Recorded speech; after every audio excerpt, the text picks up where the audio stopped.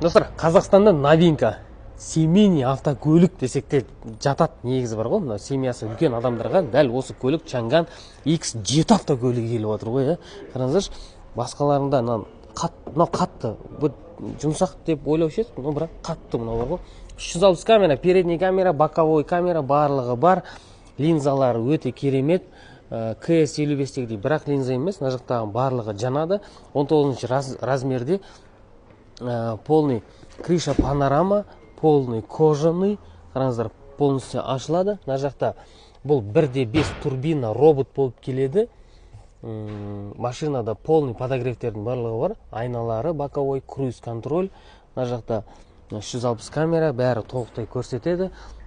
Машина мынау 55-ке чем қараған кезде негізінде X7 әлде қайда ұзынырақ болып келеді. X7 автокөлігі бұл да самый полный комплектация, электронный багажник.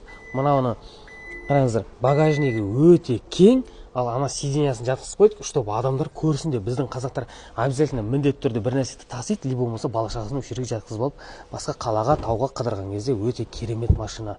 Мінекей. Бұл көлік всего лишь 163 мың теңге ай сайын төлем. Ойлаңдаршы, егер де сізде первоначальный взнос болмаса, дәл осы көлікті алсаңыз болады. 163 мың теңге ғана шығады.